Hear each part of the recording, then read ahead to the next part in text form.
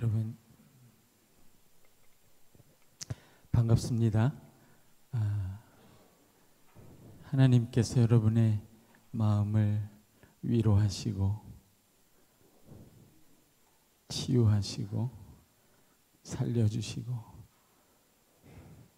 붙들어주시고 인도해 주시기를 진심으로 축복합니다.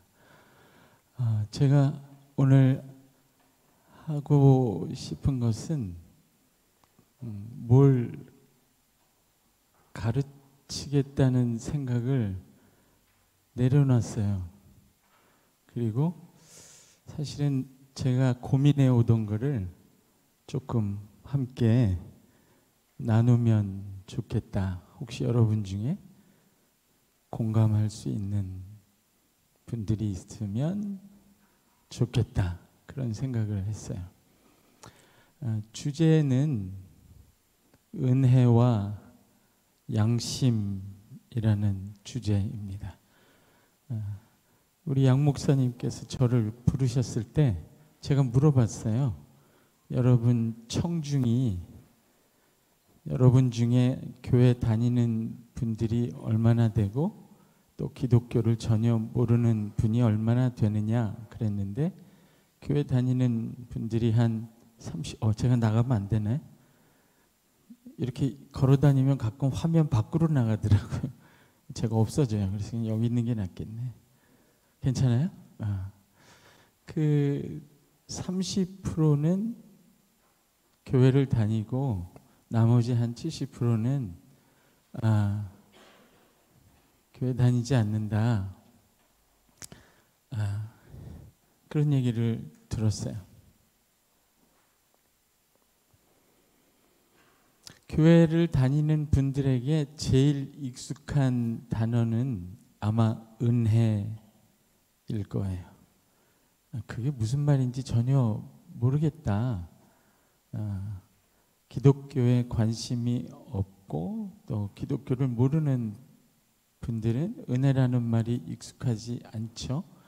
대신에 아마 양심이 살아가는 그 삶의 기준이고 원리이지 않을까 그런 생각을 해요. 그래서 은혜하고 양심이 서로 무슨 관계가 있나, 둘이 소통할 수 있을까? 그런 생각을 해보는 거죠.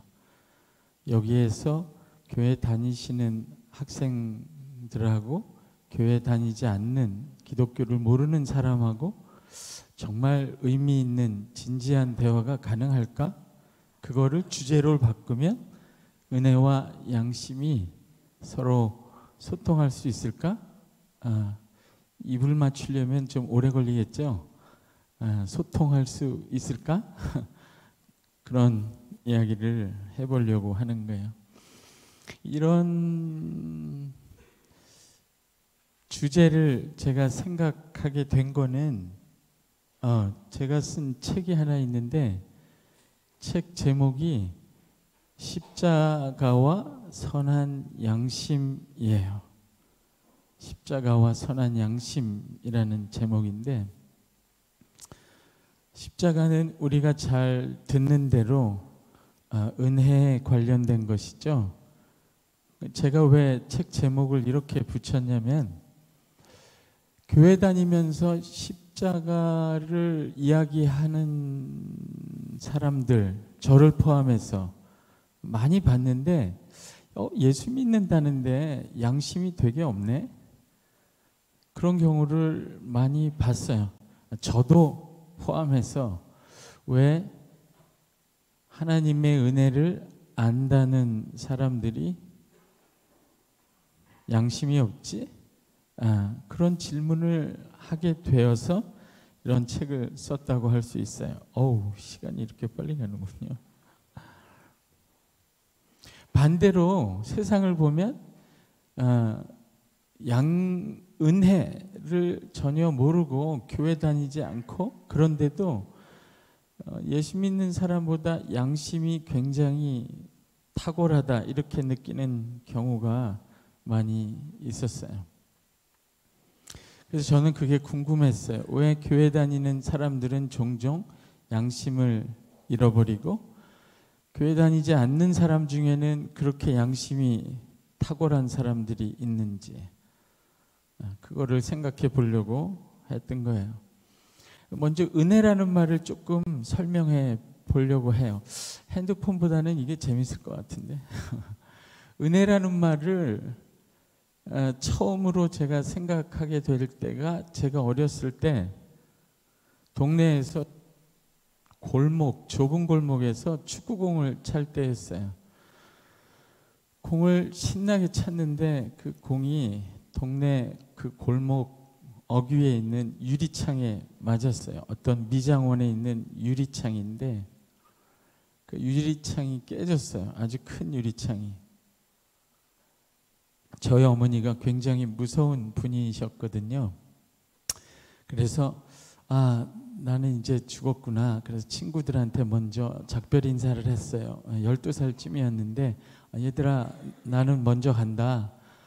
이 골목을 너희에게 부탁해. 그리고 엄마가 오기를 기다렸는데 어머니가 그때 일을 하고 계셨는데 올라오셔서 아무 말씀도 안 하고 그 미장원 주인한테 그 값을 치렀어요. 아마 2배로 불렀던 것 같은데 주머니에서 현찰을 꺼내서 그냥 다 돈을 내셨어요.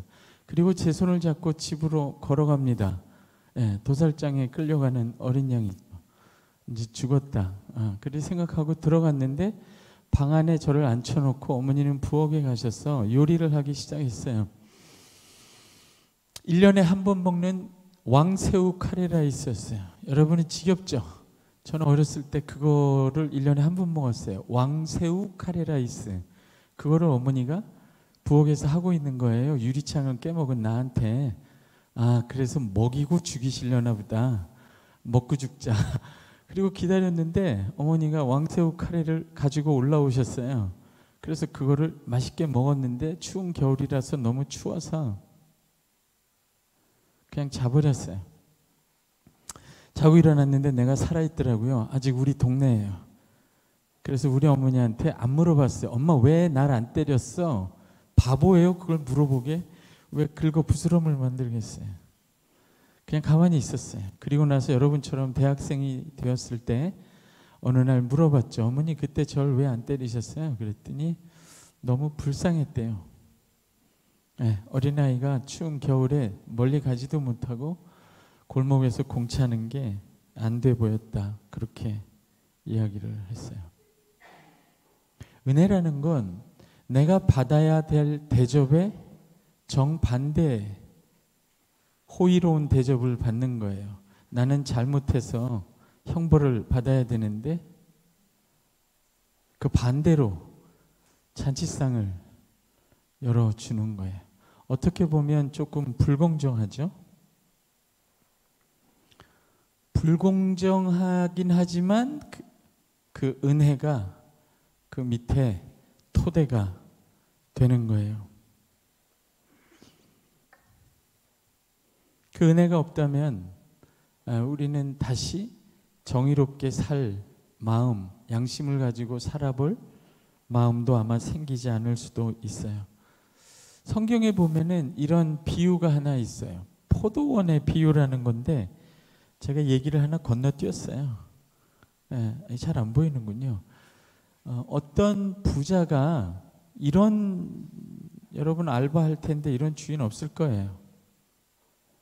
어떤 부자가 포도원을 가지고 있었는데 일을 시키는데 일꾼을 불러다 일을 시키는데 새벽 6시에 나가서 일꾼을 데려와요. 그러면 오후 6시까지 일하니까 12시간을 일하는 거죠.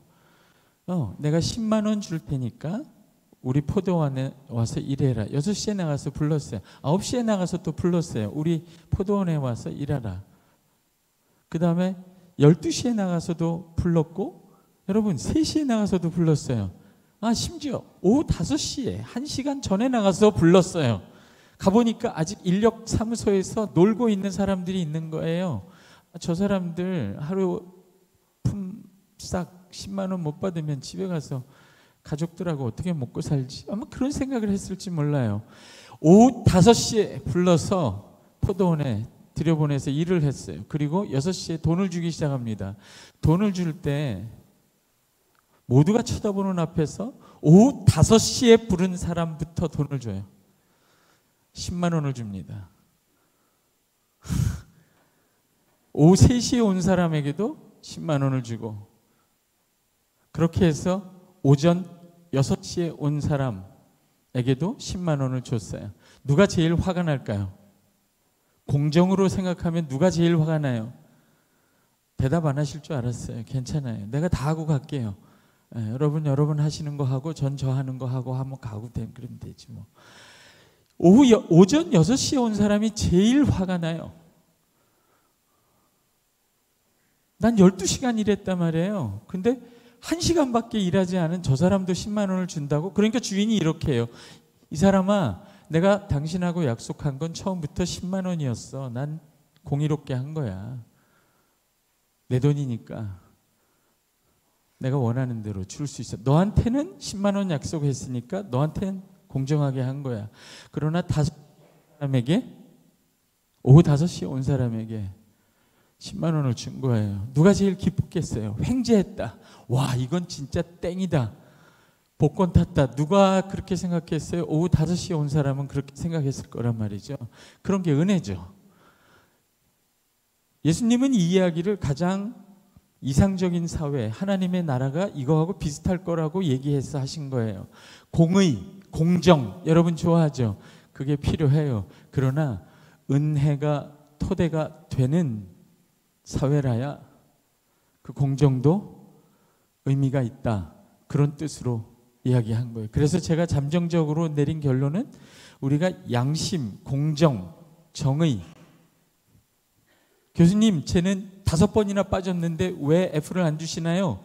이렇게 얘기할 수 있는 공정, 그것도 은혜라는 토대 위에 져야 비로소 정상적으로 작동한다. 그런 걸 회복적 정의라고 하죠. 정의는 정의지만 그 정의에 미치지 못하는 사람을 살려내면서 공정을 행하는 것이죠.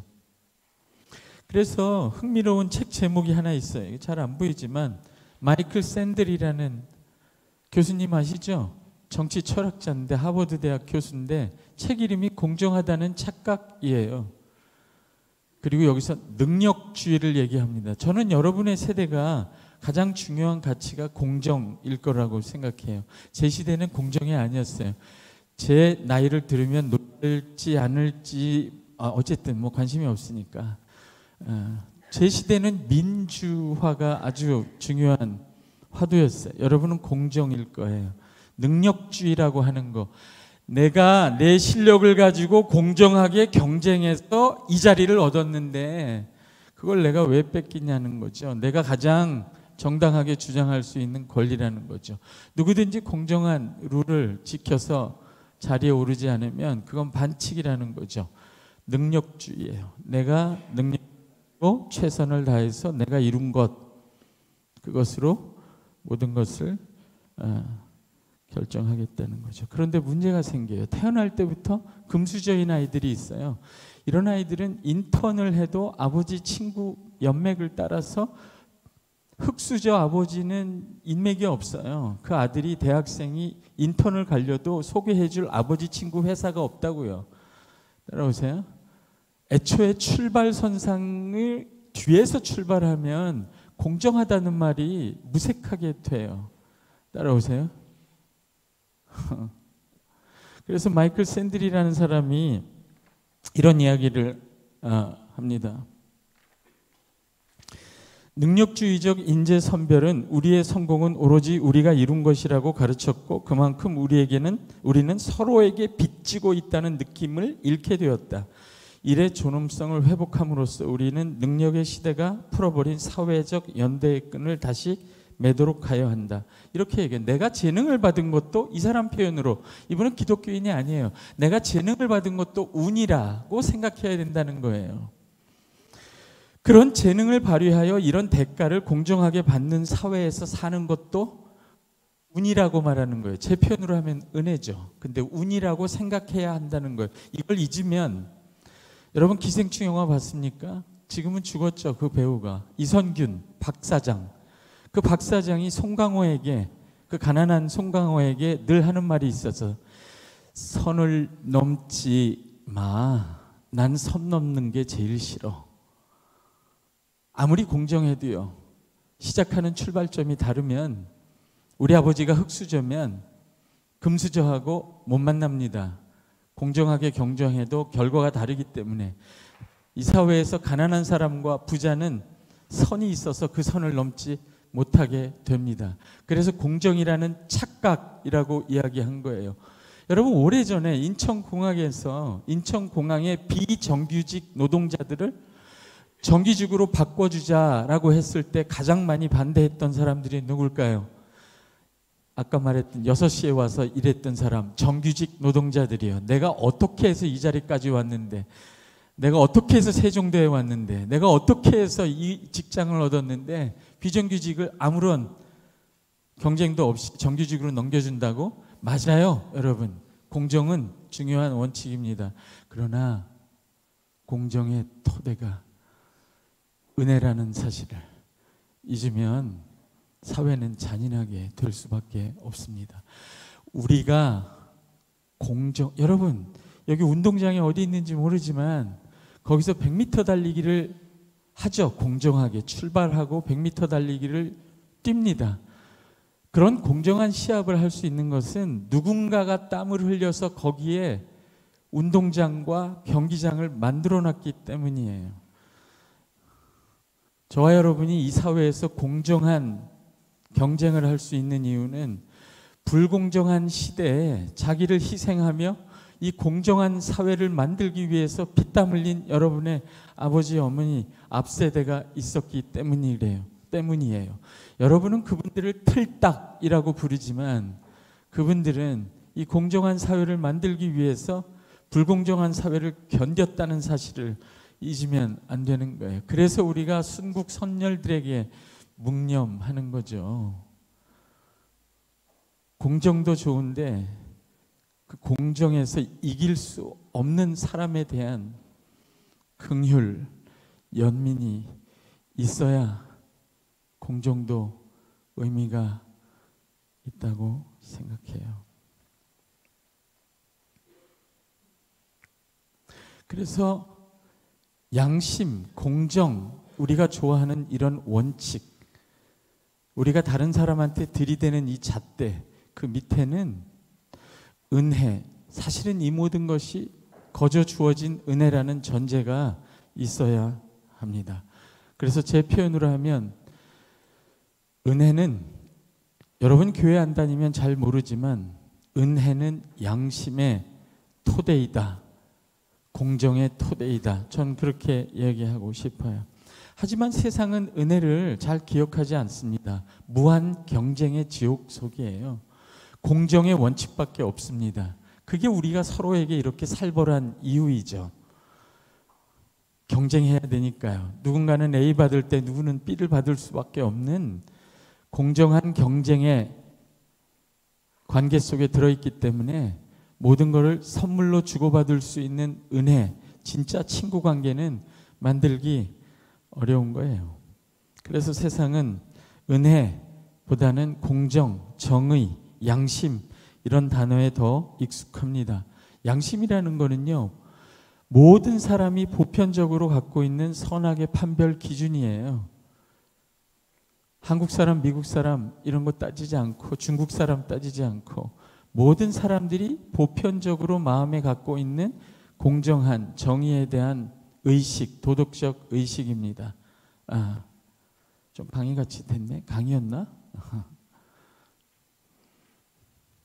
저는 여행 유튜브 가끔 보는데 그 각 튜브가 돌아다니면서 세계 사람들하고 이렇게 곽준빈이가 영어를 영어가 그 소련인가 러시아어를 잘하긴 하지만 그 세계 사람들을 만나는 거 보면 거의 마음이 비슷하다는 생각을 하게 돼요. 오래전에 어떤 다큐멘터리 드라마를 봤는데 중국 북한에서 탈출한 탈북 여성인데 중국의 어떤 시골에 중국인 남자, 공산국가잖아요. 중국인 남자한테 팔려갔어요. 그런데 이 중국인 남자가 이 북한에 탈북한 이 여자를 진짜로 좋아하게 된 거예요. 그래서 자기 돈 다 들여서 목숨을 걸고 이 여자를 태국까지 차로 태워다 주고 자기를 떠나도록 한국으로 갈 수 있도록 탈북하도록 돈도 대주고 보내주는 드라마를 봤습니다. 여러분, 공산주의에는 전부 마귀만 있는다고 생각하는데 와, 저게 사람의 양심이 어디서나 살아있구나, 그런 거를 느끼게 돼요. 이런 모든 사람들이 갖고 있는 양심, 상식의 기준도, 근데 아까 제가 얘기한 것처럼 왜 교회 다니는 사람은 저를 포함해서 가끔 이런 상식이나 양심도 없는 일을 할까? 저는 그게 늘 여러분 청년 때부터 궁금했어요. 관심 없겠지만 정말 옛날 얘기인데 제가 82학번이라는 사실을 얘기해도 아무도 관심이 없네. 82학번이에요. 네, 와, 이거 보통 얘기하면 놀라는데 82학번이에요. 네, 거의 골동품이죠. 80년대 광주 사태가 일어났습니다. 들어보셨어요? 제가 대학 다닐 때 82학번으로 들어가니까요, 캠퍼스에 장갑차가 들어와 있어요. 군인들하고. 광주 사태가 일어났죠. 광주 민주화 운동이라고. 그리고 나서 대학생이, 여러분들이 공정한 경쟁을 통해 직장에 들어갈 여유가 없었어요. 왜냐하면 이런 군인들이 나라를 독재하는 그것을 이겨내야 됐기 때문에 늘 대학에서 싸우고 데모하고 돌 던지고 그랬어요. 그러다가 어느 학생이, 박종철이라는 학생이 경찰에 끌려갔어요. 그래서 물고문을 당했는데 죽었어요. 고문을 당하다가. 그런데 신문에 이렇게 발표가 났어요. 어떻게 해서 그 대학생이 죽었나 그렇게 이야기를 설명해 보라고 하니까 고문관이 책상을 탁 치니까 억하고 죽었대요. 그래서 전 국민이 분노해서 그걸 뒤집는 사건이 일어났고 민주화 운동이 일어났고 지금처럼 편안하게, 여러분 대통령을 여러분 손으로 뽑잖아요. 얼마 되지 않았습니다. 제가 어렸을 땐 대통령을 내 손으로 뽑지 못했어요. 공정한 사회가 아니었어요. 그때 많은 대학생들이 피를 흘렸습니다. 그 박종철이라는 학생이 물고문을 당해서 죽었을 때 저도 대학생이었잖아요. 전 너무 놀랐어요. 이거예요, 여러분. 내가 하고 싶은 얘기가. 그 박종철 학생이 죽었다고 신문에 났는데 교회에 가봤는데 아무도 아무런 이야기도 하지 않는 거예요. 마치 아무 일도 없었던 것처럼. 저는 그게 너무 이상했어요. 왜 십자가의 은혜, 한 영혼이 세상보다 귀하다, 천하보다 귀하다고 말하는 목사님들은 한 대학생이 억울하게 죽었는데 아무 말도 하지 않을까? 저 너무 이상했어요. 그 똑같은 날 전날 우리나라 탁구 선수들이, 여자 탁구 선수들이 중국에 가서 이겼습니다. 그런데요, 교회 성도들이 모여서 야, 우리나라가 탁구 이겼어, 이 얘기는 하는데 그 대학생이 억울하게 죽은 거는 아무도 이야기를 하지 않더란 말이에요. 왜 은혜를 아는 사람들은 양심이 없을까? 그때부터 생각했어요. 너무 이상했어요. 그리고 왜 은혜를 모르는 사람, 십자가도 모르고 예수도 모르는 사람은 양심을 위하여 저렇게 싸울까? 너무 이상했어요. 신학교에 갔는데도 신학 교수도 아무도 이야기하지 않았어요. 그 대학생 한 사람의 억울한 죽음을. 그런데 세상을 살면서 보니까 이 세상에는 교회 다니지 않는데도 양심이 너무 살아있어서 굳이 자기가 하지 않아도 되는 일을 모두를 위하여 앞장서서 그거를 해결하려고 하고 가슴 아파하고 애타하는 사람들이 있더라는 거예요. 도대체 어떻게 된 걸까? 저는 그게 궁금했어요. 여러분, 지금은 꽤 유명한 분이죠? 한강. 꽤 오래전에 이 책을 읽었는데 소년이 온다. 바로 그 광주 사태 이야기입니다. 이분 교회 안 다녀요. 한강이라는 작가. 15살, 중학교 2학년인가요? 동호라는 학생. 전남도청에서, 광주에 있는 전남도청에서 고등학생 청소년들이 소총을 들고 광주를 지켰어요. 군인들이 나타나 들한테 총을 쏘고 아버지 어머니에게 총을 쏘는 것을 이해할 수가 없었어요. 대한민국이 내 나라인데 왜 이렇게 됐지? 이렇게요. 그들은 애국가를 부르며 군인들, 대한민국 군인하고 맞서 싸워야 되는 기가 막힌 상황에 들어갔어요. 그 놀라운 이야기를 하는데요. 그들이 예수 믿든 안 믿든 시체들이 길거리에 질비한데요. 저 같으면 도망갔을 거예요. 에이, 어디 가서 숨어 있다 끝나면 나타나자. 그 시체들이 질비한데 사람들이 하나도 도망가지 않고 중학생, 고등학생까지 나와서 헌혈을 합니다. 그리고 아주머니들은 김밥을 말아서 총을 든 중학생, 고등학생, 대학생들에게 딸기를 갖다 주고 김밥을 갖다 줘요. 그 현장을 목격한 후에 예수를 믿든 안 믿든 인간의 마음속에 있는 이 양심이라는 엄청난 능력이 얼마나 위대한 것인가를 이 한강 작가가 표현을 합니다. 이렇게 얘기합니다. 글자가 안 보이죠. 양심, 그래요, 양심. 세상에서 제일 무서운 게 그겁니다. 군인들이 쏘아 죽인 사람들의 시신을 리어카에 실어 앞세우고 수십만의 사람들과 함께 총구에 섰던 날, 그 두려운 날, 느닷없이 발견한 내 안에 깨끗한 무엇에 나는 놀랐습니다. 더 이상 아무것도 두렵지 않다는 느낌, 지금 죽어도 좋다는 느낌, 수십만 사람들의 피가 모여 거대한 혈관을 이룬 것 같았던 생생한 느낌을 기억합니다. 그 동호의 이야기예요. 중학생의 이야기를 대신 쓰는 거예요. 그 혈관에 흐르며 고동치는 세상에서 가장 거대하고 가장 숭고한 심장의 맥박을 나는 느꼈습니다. 감히 내가 그것의 일부가 되었다고 느꼈습니다. 모든 사람이 기적처럼 자신의 껍데기 밖으로 걸어나와 연한 맨살을 맞댄 것 같은 그 순간들 사이로 세상에서 가장 거대하고 숭고한 심장이 부서져 피 흘렸던 그 심장이 다시 온전해져 맥박치는 걸 느꼈습니다. 나를 사로잡은 것 바로 그것이었습니다.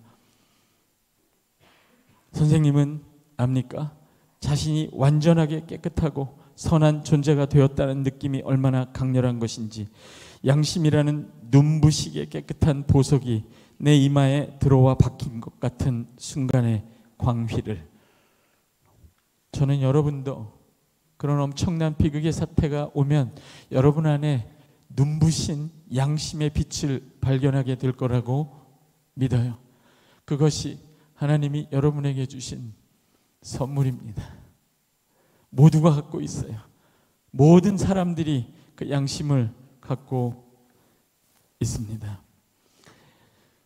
이상한 건요, 십자가의 은혜는 알지만 창조주 하나님이 모든 사람에게 준 양심은 종종 잊어버리는 그리스도인들이 있다는 거고요. 더 궁금한 건요,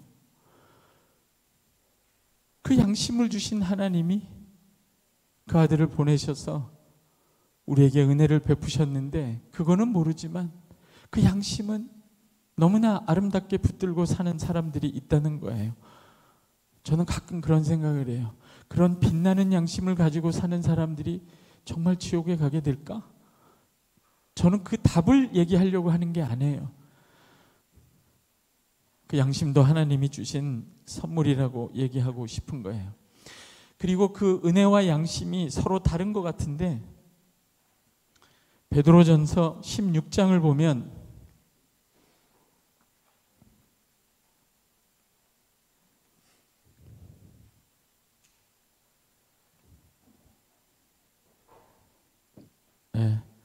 제가 미숙하네요. 베드로전서 16장에 보면 이렇게 얘기합니다. 베드로전서 3장 16절에 보면 이렇게 얘기해요. 너희가 선한 양심을 가지라. 너희가 선한 양심을 어차피 잘 안 보여요. 너희가 선한 양심을 가지라. 이렇게 하고요. 그 다음에 18절에 보면 그리스도께서도 이렇게 말씀합니다. 좀 어려운 이야기일 수 있는데 그리스도께서 하나님의 아들이 의인으로서 죄인을 대신하여 고난을 받고 십자가를 지신 그 은혜의 길이 곧 선한 양심의 길이라고 이야기합니다. 조금 어려울 수 있죠.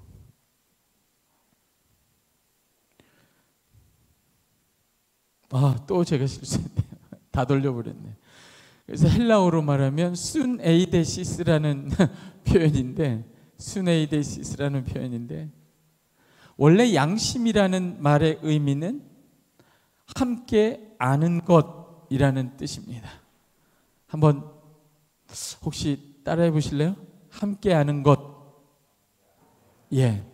양심이라는 게 선한 마음이라는 의미가 아니라 원래는 헬라어로는 함께 아는 거예요. 그러니까 양심이 모든 사람들이 갖고 있는 이유가 여기에 있어요. 함께 모두가 알고 있는 마음입니다. 그러면 예수를 믿든 안 믿든 모든 사람들이 함께 이 양심을 갖고 있는 거, 함께 아는 마음은 어디서 온 것인가요? 제 표현으로 하면 창조주 하나님이 모든 사람에게 주신 것이죠.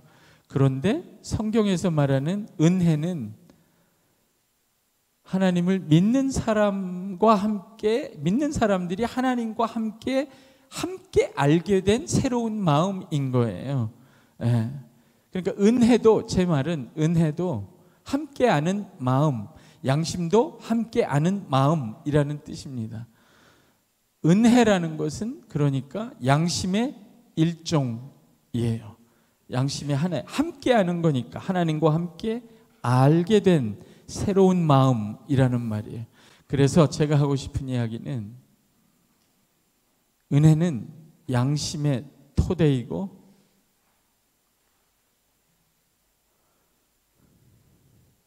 양심은 은혜의 열매라는 거예요.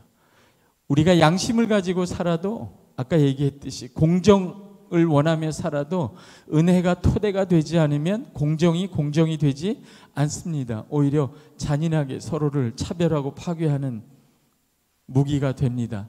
그래서 공정, 양심의 토대는 은혜이고 그 다음에 은혜를 아는 사람들은 그 은혜가 함께 아는 것이기 때문에 양심으로 드러나야 한다는 거예요. 그래서 제가 책 제목을 그렇게 얘기했듯이 십자가가 곧 선한 양심입니다. 왜냐하면 은혜가 곧 새로워진 양심이기 때문에 그래요. 그러니까 십자가를 알고 은혜를 아는 그리스도인들은 양심이 없을 수가 없습니다. 은혜는 양심으로 나타나야만 합니다. 그리고 양심의 토대는 양심이면 돼, 그렇지 않습니다. 양심의 토대는 은혜예요. 모든 것이 선물로 주어졌다는 사실을 알지 않고는 공정해지지 않습니다.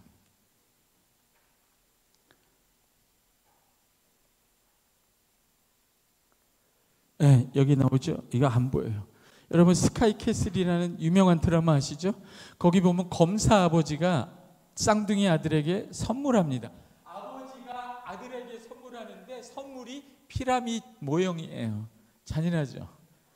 그 피라미드 모형을 거실에다 세워놓고 이렇게 얘기합니다. 검사 아버지가 쌍둥이 아들에게 피라미드의 중상층을 지적하면서 여기까지는 내가 올라왔으니까, 너희를 끌어올렸으니까 그 다음부터는 꼭대기까지는 네가 가야 돼. 여러분, 피라미드 같은 사회를 원하세요? 공정이 전부인 사회, 능력주의, 경쟁에서 올라가는 사람만 피라미드의 꼭대기에 올라갈 수 있는 공정한 사회를 원하세요? 수많은 사람들은 그 밑에서 차별을 받아야 돼요.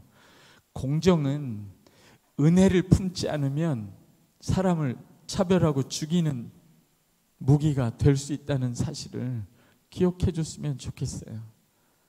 옆에 있는 친구는 내가 공정하게 경쟁해서 이기면 되는 친구가 아니에요. 끝까지 함께 가야 되는 친구예요.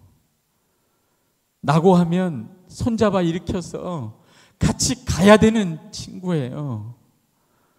은혜를 잊으면 공정은 당신을 이 피라밋의 세계에 가둬버려요. 영원히 외롭게. 그래서 제가 꿈꾸는 사회, 함께 이런 꿈을 꿔보자 하는 사회는 피라밋 같은 사회가 아니라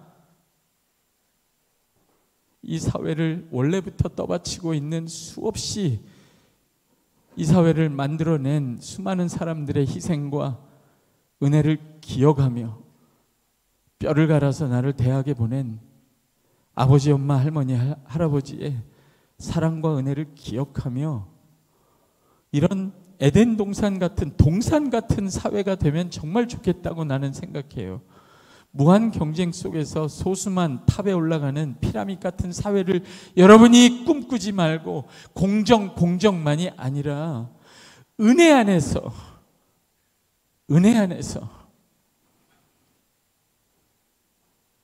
공정에서 낙오할 수밖에 없는 사람들도 끌어안으면서, 여러분 처음부터 민들레로 태어난 사람은요, 아무리 경쟁하고 공정하게 싸워도 장미가 되지 않습니다. 저는 이게 대한민국 교육이 너무 미워요. 이 아이는 원래